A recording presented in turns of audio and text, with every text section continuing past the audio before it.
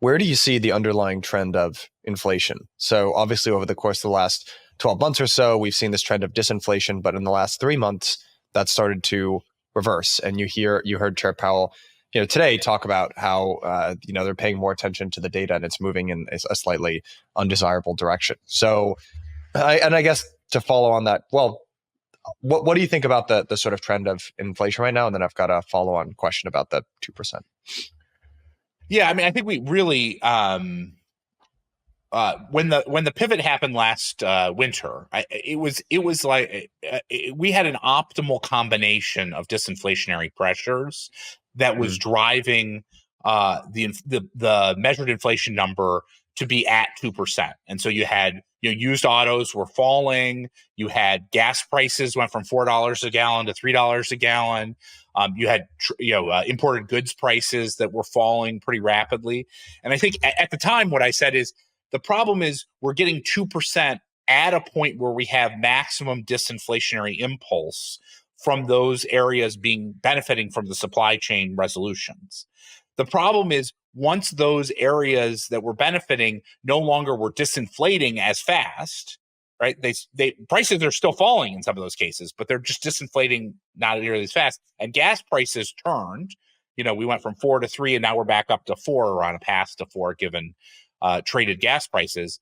That basically resets the level of where we are in inflation and highlights the fact that the sort of underlying inflationary pressures in the economy are closer to 3 to 4 than they are closer to 2, right? Which means that that's going to be very challenging unless we create some demand destruction or we get productivity gains, unusual productivity gains.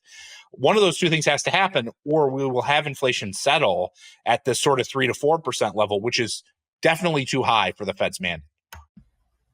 So, all right. So we had Vincent Delaware down here the other day, and actually he made this call about a year ago, but he was describing this idea of it's not R star, I believe it's I star. It's the natural rate of inflation, and his contention even back then was that it was around 3 or 4%, something like that.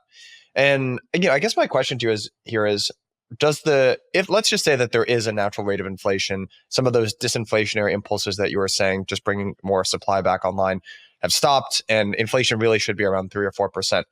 Does the Fed have the tool belt to actually bring inflation down to 2% if the natural range is higher than that? And then B, would they try to do that? Because I would imagine that's going to inflict an enormous amount of pain on the economy. Yeah, I mean, well, the first thing in terms of answering the question of do they have the tool belt? Absolutely. Like inflation would not be 3 to 4% if interest rates were 10% right now. So it's just a question of do they want to do it, right? Do they want to inflict the pain necessary to achieve those inflationary outcomes? And I think that the challenge is if we're talking about the difference between 2 and 2.4%, I think, lots of folks, I mean, who knows? Measured inflation, it's just a measurement. It's just some government data. It's not like, the truth in, it's just some data.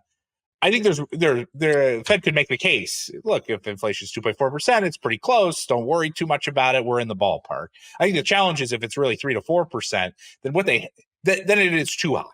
That plain and simple. It's too high. It's not at their mandate. They have a problem, and you can almost see it with what Chairman Powell was saying earlier today, and what's in the statement, in the Fed statement, which is like it's too high.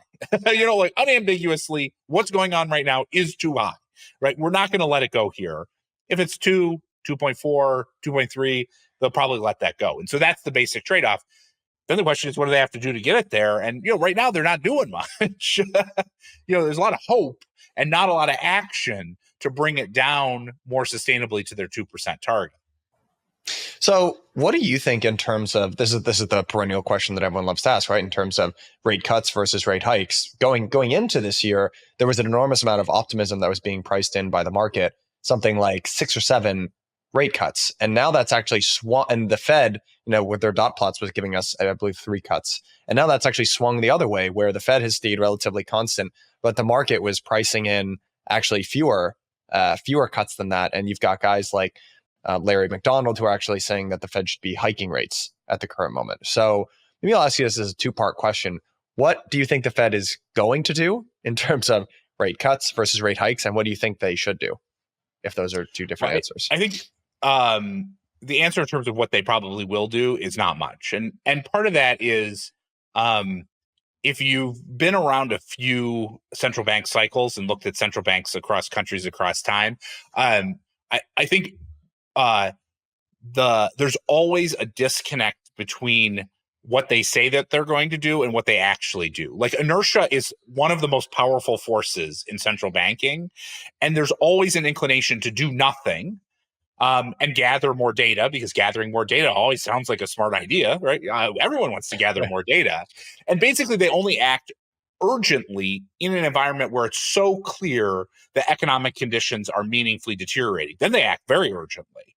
But like, that's not going on right now. And so if there's no urgency on economic conditions deteriorating, then their natural inclination is to do absolutely nothing. And that's probably what they'll do. And so if you connect it to the market pricing, like what's going on right now is, the markets are pricing in roughly one cut through the end of the year. Like, will they do one cut? Will they do zero? Like, look, I got bigger fish to fry than nitpicking over 25 basis points on SOFR.